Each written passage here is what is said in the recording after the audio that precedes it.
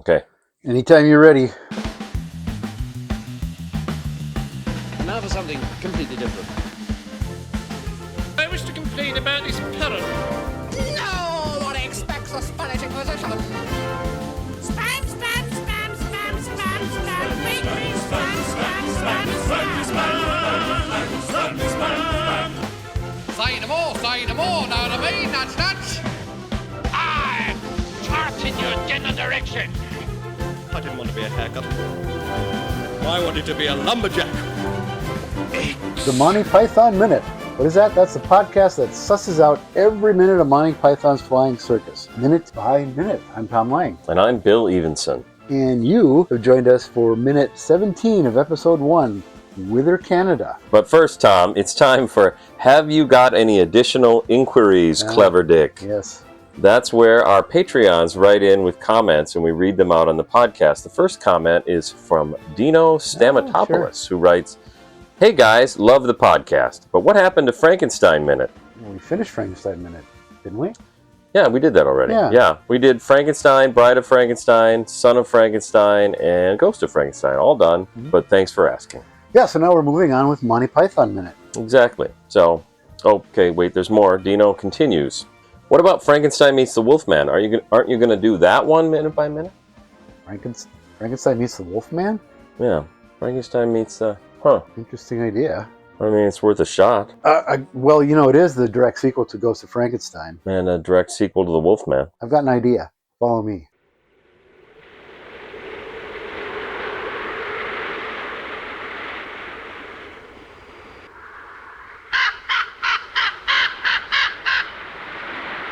Tom, what are we doing in this cemetery?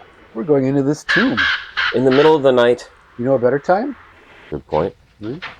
Now boost me up through this window.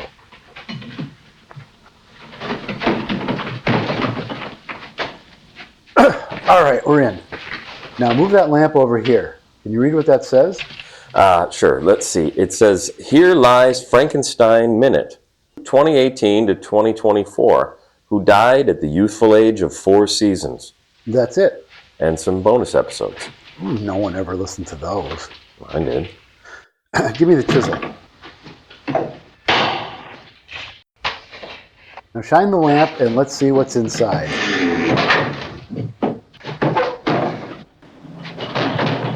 Yep, let me just get this over here quick. Looks like someone is in here, covered in wolfsbane. Oh, hey, look, it's Edward Van Sloan. How do you do? We're about to unfold the story of Frankenstein meets the Wolfman. Who could have done this terrible thing? Could it be the monster again? Frankenstein's monster? No, the monster was burned to death with Dr. Frankenstein. He wasn't killed by the monster. An animal bit her to death. I saw the wound on her throat. What animals are around here that can kill people?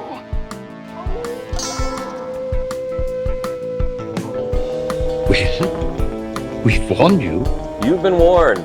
Welcome back to Frankenstein Minute. Can you believe it? The podcast that dissects the Universal Frankenstein film series, once again, minute by minute. I'm Bill Evenson. So we're sure we're not doing Monty Python Minute. I mean, not anymore. I guess Right, we're gonna right, might as well. abandon- Sorry, Patreons, we have to abandon cancel that. that, Yeah. Life's But full of let's be honest. disappointments. How long is this gonna last? Yeah, well, that's true too.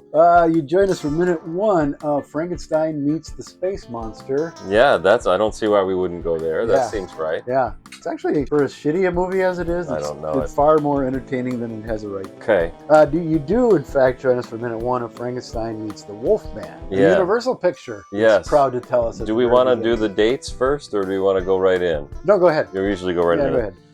If you're listening to us on, we don't know. We think we know when you're listening. Yeah, to us, so but if we're not we- sure. If you're listening to this on Thursday, September 4th, then 2 days ago, I thought I would mention one from 2 days ago. Sure, why not? Kurt Siodmak died 25 years ago. Are 2 you days ago. sure? Because I thought He was still around. going. It Yeah. seemed like it. Seemed like Yeah. it. He died at the age of 181. Yep. No, I don't. No, he was 98. 98. He is. Yeah, that's how you live to be 98, is just be bitter Be a and bitter, unpleasant person. Badmouth everybody you have ever worked Actually, I with. was just reading something on the Classic Horror Film Board. I think it was Tom Weaver. Yeah, it had to be Tom Weaver. Was talking about how excited he was when he first interviewed Kurt Siodmak, and it kind of was how disappointed he was. Well, when no, it was his over. excitement at having at that event happening in his life Yeah. overshadowed the fact that he was just a bitter guy. So Yeah. he still liked it. But the other thing is, yeah, I think he also had you can tell he's got a sense of humor in these stories he tells and stuff. So he's putting on, yeah, now he's dead.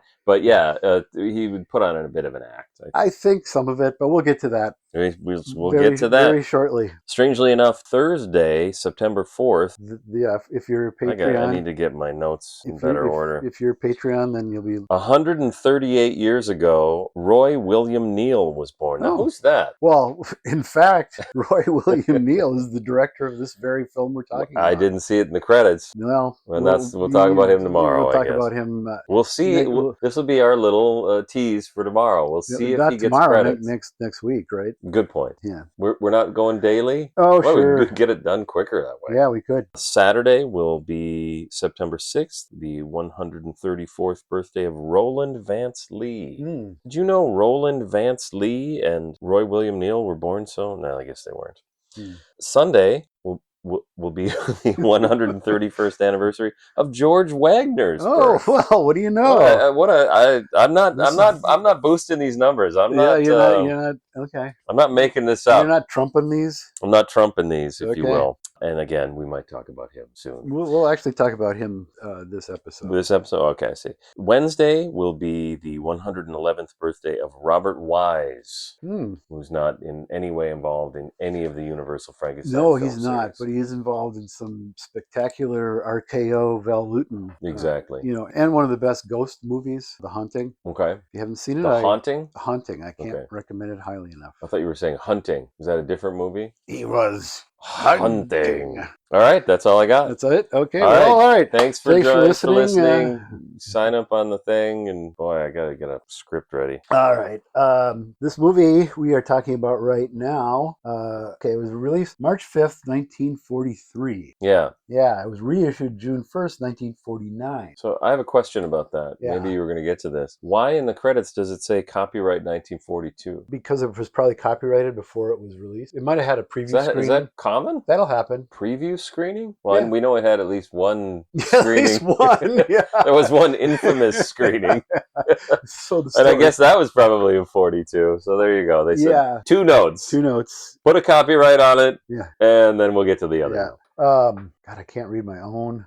Did you write it with the right hand? Do you have full functional use of all your limbs? More or less. All right. In Germany, it was released as Godzilla trifft den Wolfmenschen. Oh, that sounds perfectly correct. I'm not going to question your data at all. I'm sure 11 that's years, true. 11 years before the film Godzilla was made. Yeah, that's right. I found on the internet a bunch of German Godzilla movie posters that are Frankenstein. Oh yeah, meets the Smog Monster or right. whatever. I never know how many were actually called Frankenstein. I found 3. There's probably more. I would need to dig deeper into that. Yeah. I don't quite understand the why thought process. This happened. Yeah. Yeah. Well, then there's Gigantus. I mean, a lot of things don't make any sense. Yeah. Well, I think the thinking there was that we don't want it to appear as a sequel. This is something brand new. Yeah. And nowadays, you're more likely to get the opposite. Yeah. Yeah. We have a chemistry set for the background for the titles. It feels more like a Dr. Jekyll, Mr. Hyde, or Invisible Man kind of a. So that's interesting that you say that. Rather than a Frankenstein or Wolfman. Yeah, you know who would agree with you is Tom Weaver. I have his post here. He says, I'm going back in time and reshooting the Frankenstein meets the Wolfman credits. Instead of the arm reaching in to pour, it reaches in and throws a switch on a piece of Strickfaden equipment near a window through which we can see the night sky. Throughout the credits, the machine whirls or sparks or produces arcs or whatever. And by the time the credits are rolling, we can see out the window that the moon has come up a little. See, that would have been a much better title sequence. So you're on the same page as Tom Weaver. I saw a movie called Frankenstein. I saw another movie called Bride of Frankenstein. I saw all kinds of movies movies called Frankenstein, and there's not always, but very frequently are there beakers and people pouring things and stuff like that. At the end of Bride of Frankenstein, Colin Clive is doing it more often than not. Yeah, right? He's doing a ton of that. That's true. So to me, I true, guess but I've always it doesn't immediately invoke Frankenstein for me. and this, I totally get that this would, absolutely. But for me, it's more like, well, one of the things I wanted to talk about is the title comes up. This, I can already tell, we're just going to be scattershot all over the place because my notes are all over the place. Okay. First, the title comes up, which I just want to say I don't like. I've decided that this title is terrible. The title of the film? The title of the film. The way it's presented. The way it's presented just fine, you know. It's kind of cool, actually. It's kind of neat how it happens, yeah. But you can't, it's impossible to tell somebody that you like a movie called Frankenstein Meets the Wolfman without them assuming. There's something wrong with the way I talk where people think I'm being sarcastic generally anyway. And so maybe I have that, the inability to fake sincerity. But if I say, you should see Frankenstein, because I've been a champion of this movie online and stuff. And problem is, it's called Frankenstein Meets the Wolfman, so everybody's like, okay, that's hilarious. You give me a real recommendation. Godzilla meets the base monster. Well, honestly, I was thinking about it. Not a lot of movies with meats in it. So I asked for a list of movies with the word meats in it on one of the AIs, and it gave me 6 Abbott and Costello movies. I'm like, oh, yeah, that's fine. Yeah. The other thing is, I did want to mention, Tom Weaver is open on the Classic Horror Film Board thread about how little documentation there is for this film. Yes. Probably a good idea for us to get that out of the way in episode 1. One of the things he wants struggled to find it's going to be a bummer. That's all right. He doesn't know who is pouring the chemicals. It's the Thing from the Addams Family. From the Addams Family. Perfect. One of his first screen appearances, uncredited, of course, because he was just beginning. I didn't. Okay, yeah. I think that's. Now we can go back to you. I don't have anything stupid. I'm done to you, talking. Tom, in the studio. Yeah, back to you, Tom. Well, the title is kind of a cool effect where it sort of melts down onto the screen. And I think that's actually filmed backwards and upside down. Because what I think is what we're seeing is whatever was used to paint the letters being washed off of the glass. So it and then it's just been flipped and run in reverse so that it oozes down and forms the letters. That's awesome. I think let's go with it. Hey, prove us wrong. Yes, right. Tom Weaver. Again, could find absolutely nothing about it anywhere in the universe. So they threw away everything but like one page. There's a guy named Scott Gallinghouse who wrote a book about Rondo Hatton. Do you have that Rondo Hatton book? Yeah, I do have it. He is all over the Classic Horror Film Board, Frankenstein Meets the Wolfman thread, talking about how the book he's writing about, and he's found all kinds of information. Oh, really? And the thread starts in 2006 and goes until today. So it's like he just keeps saying he's writing this book, and everybody seems to think that he's going to do a great job. Okay, but we don't have it yet. So next he'll probably put it out on our finale episode 70 or something. Yeah, and that did happen to us, I guess, with Ghost. Yeah, it did. Yeah, and unfortunately, we didn't get to talk about it enough because the microphone's crapped out, and you're listening to us now in living stereo and brand new equipment. Yeah, I'm looking at the screen. Yeah, look at that. It's actually... I'm too quiet. I need to move on. Get up here. The cast is listed next after the title. In order of appearance, at least in the credits, we have Ilona Massey, Patrick Knowles. Ilona Massey. Okay, yeah, go ahead. Then it goes to the next title card. Lionel Atwill, Bela Lugosi, Maria Ospinskaya, and Dennis Hoey. And then getting a card all his own is Lon Chaney as the Beaver. Yep, that would be awesome if he was the Beaver Man. You think you've got something there, Tom? I hit on something, yeah. Scrap all the plans for the movie I've been working on and so years to that. He just started being called Lon Chaney. I believe he's called Lon Chaney in the Wolfman credits. I think the Wolfman and you should maybe mention the Wolfman. Well, I plan to as we progress. Yeah, we got time. Yeah, I think Wolfman was the first time he was simply Lon Chaney. Okay. First of all, he was actually Creighton for a few movies. Yeah, he was Creighton, which is his real name. Yeah. He resented the fact that he had to use Lon Chaney Jr. Yeah. because he wanted to establish his own path, not follow his father's footsteps. I mean, it was a wise decision to do it because it was a brand name. Right. Lon Chaney was a massive star in the silent era. So to ignore that would be like calling the second Godzilla movie Gigantus the Fire Monster. Yeah. Exactly.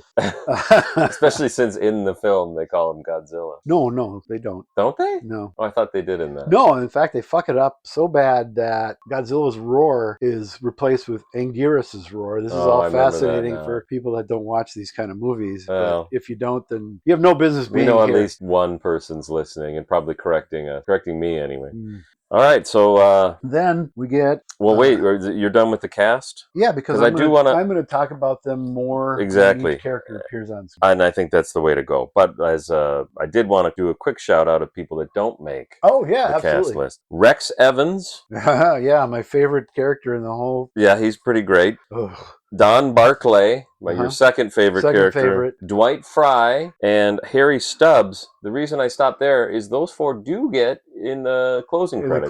I'm going to go ahead and just spoil the closing credits, which we're going to talk about in just a year and a half. Everybody's stopped listening now because, I know how it ends. Completely uncredited in the film. Tom Stevenson. Mm-hmm. Cyril Delavanti, Martha Vickers, or Martha McVicker. She didn't change her name, I think, till the next year. Okay, she's Martha Vickers in The Big Sleep for sure. We're gonna have a lot to say about her for about a week. How can you not love Martha Vickers? Jeff Corey. Yep. Doris Lloyd. Mm-hmm. Well, Doris Lloyd, all except Martha Vickers, they all have speaking roles. Yeah. Speaking roles. They and some of them, repeat from previous Frankenstein films. Certainly, Doris Lloyd does. Yep. Charles Irwin, David Clyde. You know all these. Torben Meyer. Beatrice Roberts, and of course, my favorite, I don't know how to say this, Adia Kuznetsov. I think it's Adia. Adia, that makes more sense. Yeah, and then, he's fucking great. You do like him? How can you not? Okay, good. He's selling it. He's selling it like nobody's business. Yeah. I'm not particularly fond that there's a musical number in the middle of a Frankenstein movie. But taking that aside, he couldn't be happier doing that song. Well, that's awesome. Oh, also not credited, Moose. Oh yeah, Moose is in it. Yeah. Brandon Hurst. I should stop now, but Lance Fuller is in the film. I'll have to point him out when we get there because he plays Brack in This Island Earth. I wonder if that's where they got the name of the character on Space Ghost Coast to Coast. I wonder that too. I've always wondered that. Yeah. Because there's a bit of a crossover. I bet we're not unique in that because the crossover between Space Ghost Coast to Coast and Mystery Science Theater is probably very pretty fine extensive. line. Yeah.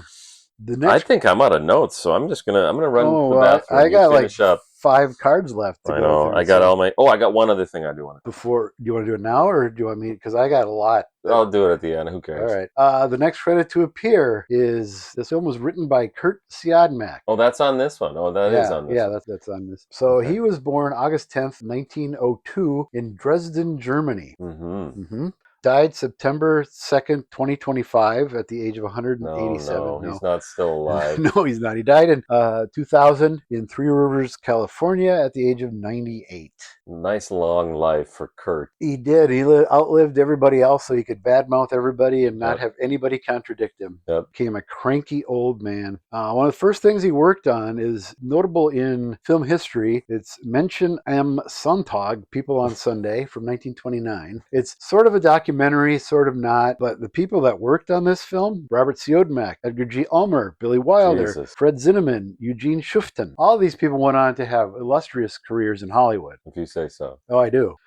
He's also famous for FP1 Antwerpen nicht. This is Kurt Siodmak? Yes. Floating Platform 1 does not answer. Yeah, I know. I mean, come on. Everybody knows that. It was a novel and made into at least 3 films. Oh, wow, really? Yep. That's right. He was a novelist. What's his famous novel? Oh, we'll get there. All right. See? Came to the U.S. in 1937.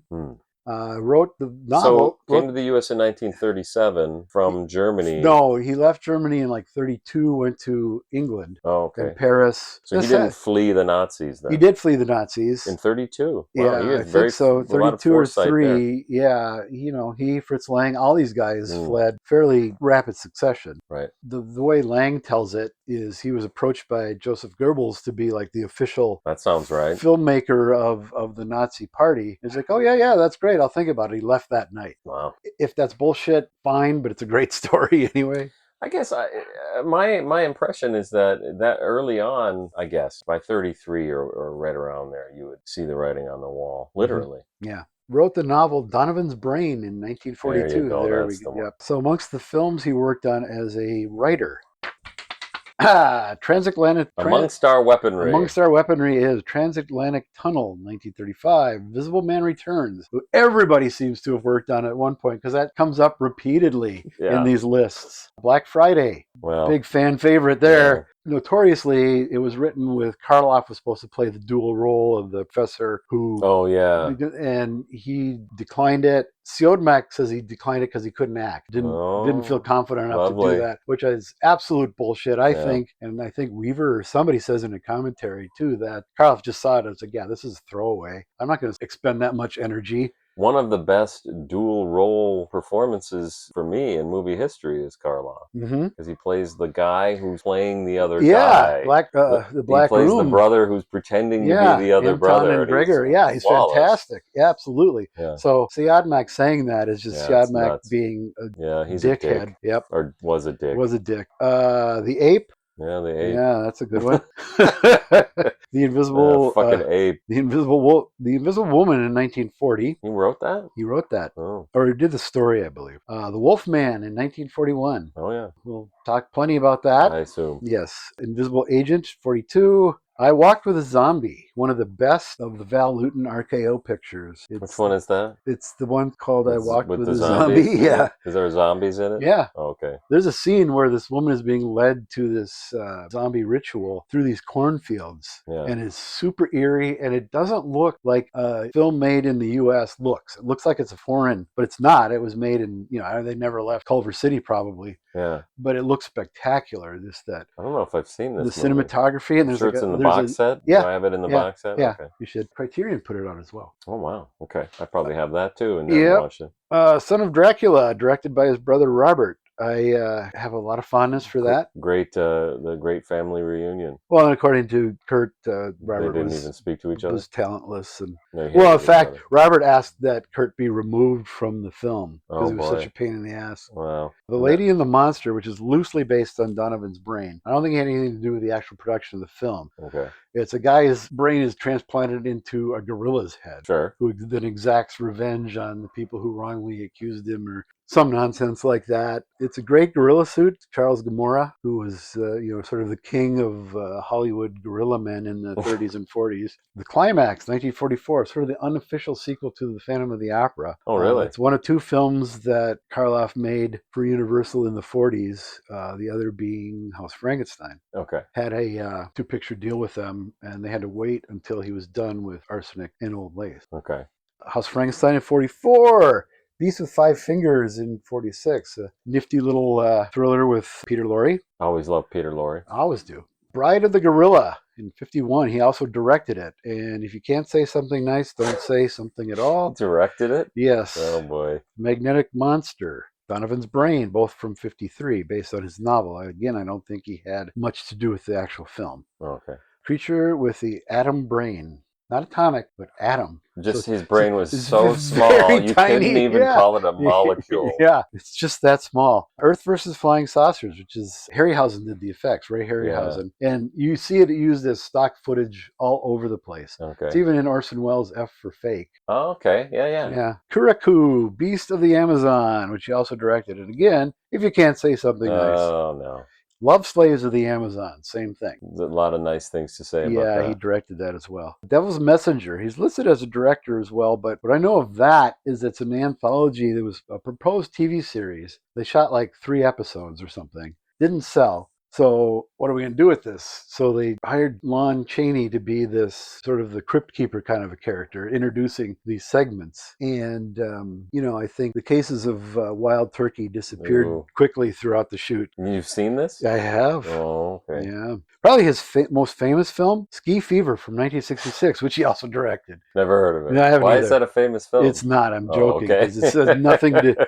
And Hauser's Memory, also based on his I novel. was going to say, that's Donovan's brain thing, isn't it? No, it's different. It's not. He just likes brains. We'll find out in the... true. He and Robert wrote the German intertitles for Max Sennett in the 1920s, apparently. Wow, weird.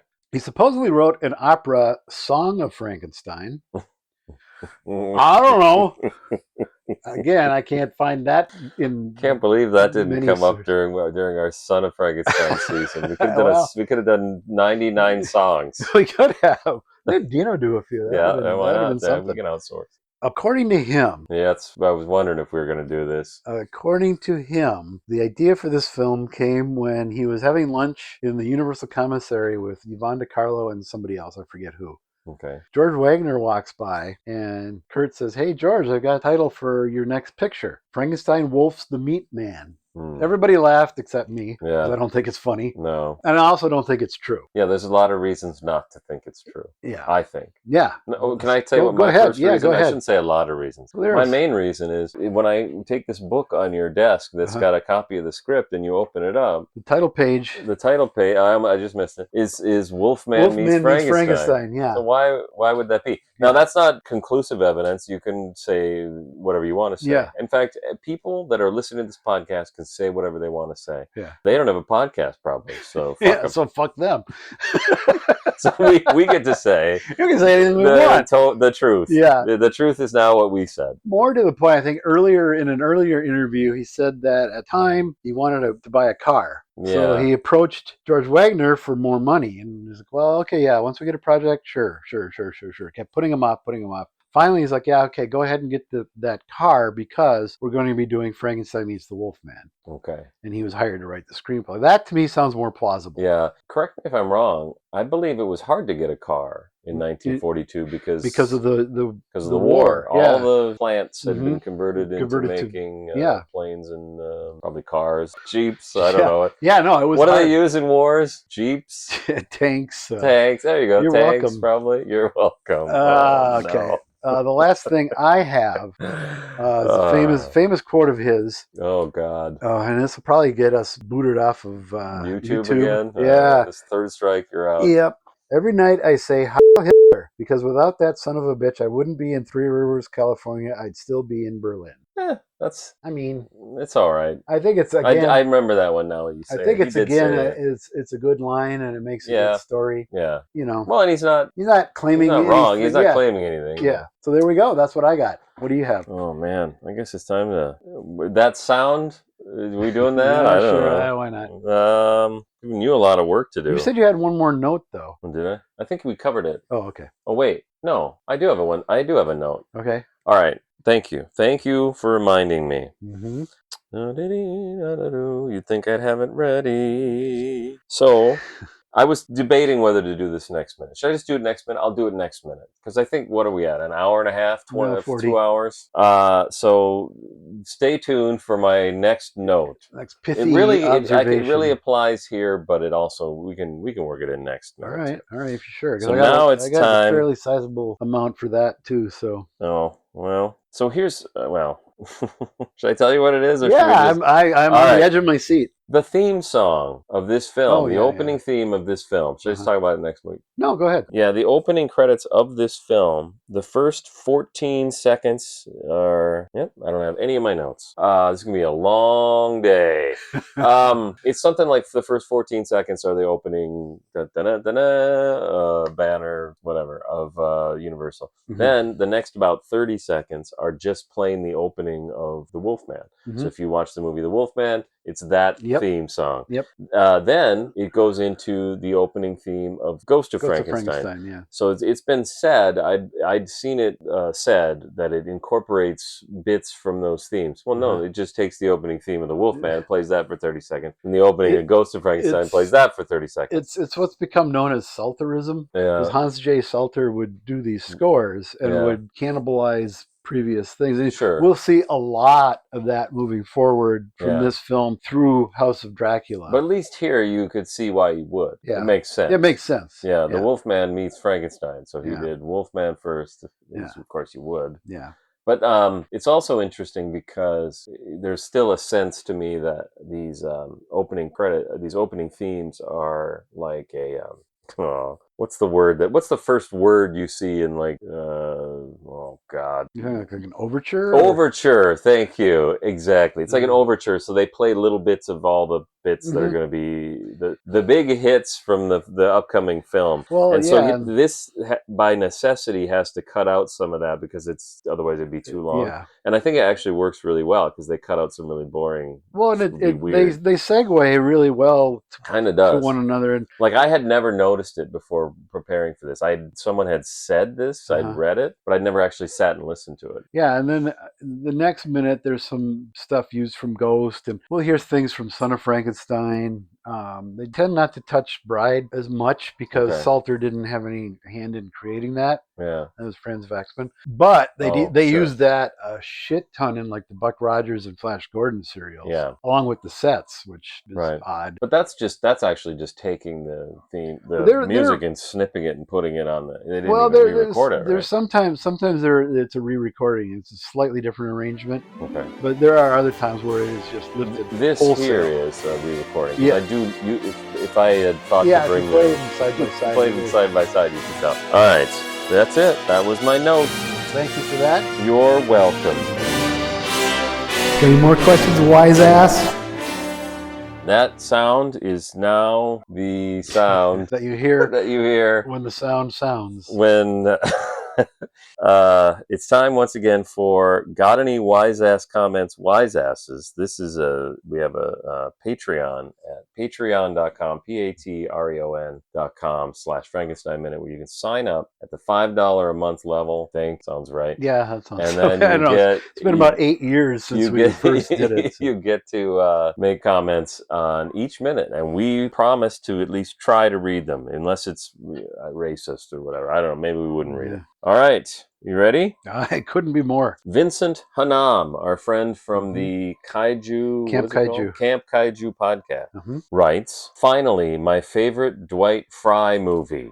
Which is pretty good. Yeah, that's good. You'll note you guys will have to wait. Yeah, it's going to be a while. There's stuff to be said about Dwight in this particular film. Yeah, that's true. Not yet, not so much yet, although I have already mentioned him once. Yeah. And he does get a credit in the end credits. Yes, he does. Once again, this will be like this year's theme. Yeah. When do we get to see Dwight Fry's credit? Let's countdown. Today countdown. Is T-minus 73. So we never had a payoff for the bell. No, not the bell. Maybe. Well, how about when we get to see Dwight Fry? That'll be when that is though. Vincent continues, "No, but actually I fell in love with Frankenstein Meets the Wolfman as a kid. My two favorite monsters in one movie? I had a recording off of AMC way back in the day that was my go-to movie whenever I was homesick. Can't wait to hear you guys heap flowers on this flawless, critique-proof cinematic masterpiece."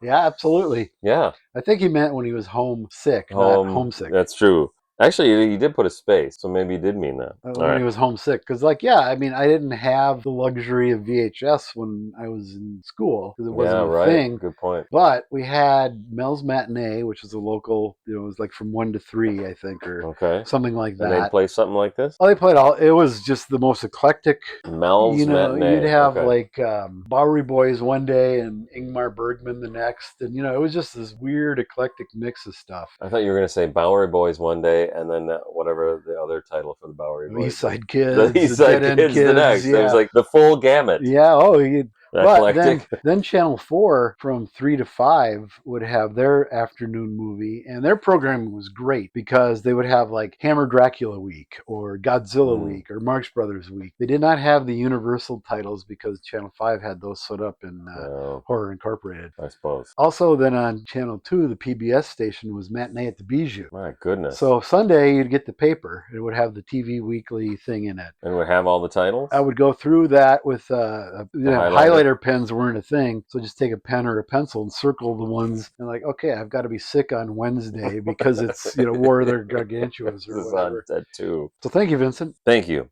Felicity Brown writes, I just have this image in my head that this is how you guys prepare for the podcast, mixing drinks.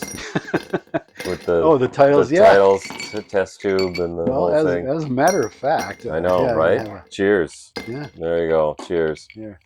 Not so much, I don't know, smoke? What do you call it? Yeah. It's dry ice. Yeah, dry the ice, mist coming off the dry ice. Thanks, Felicity. Mike Herman writes, all right. I'm just thrilled you're back. Yeah, well, I wonder how you feel about it now. I understand you feeling that way before we did this. This might change your tune. Yeah, we might have changed your tune. Yeah. The world went to hell like a brain that won't feed the sensory nerves. Yeah. Yep. That's I'll agree with. Yeah. As for Frankenstein Meets the Wolfman, I love it and think it is probably the best Universal monster film of the 40s. Of the 40s, yeah, it has a lot going for it. Son of Dracula comes to mind. Son of Dracula's up there. I like the Mummy movies. I have a fondness for the Mummy series, but kind of background noise movies. They're sort of they're hardly the critical darlings of the Universal output in the 40s. And of course, at some point, I'm going to throw in my customary defense of House of Dracula. And House of Frankenstein. Well, really, these that's why we're doing this series, I guess, because they're a little bit above the other. What else did they do in the 40s? Well, they did the Paula the Ape Woman. Oh, wait a minute. The 40s? Yeah. Abbott and Costello Meet Frankenstein is in the 40s. Well, so I guess... I guess so, but I mean, this cycle ended in 46. Yeah, when the studio again changed hands. So when Bud Abbott, Lou Costello Meet Frankenstein came out in 48, it was Universal International. It was a whole other deal. Jack Pierce was fired. Everybody was new. So I think it's sort of by itself. Yep. It is and isn't considered canonical. Depends on who you ask. No, we'll get there. But yeah,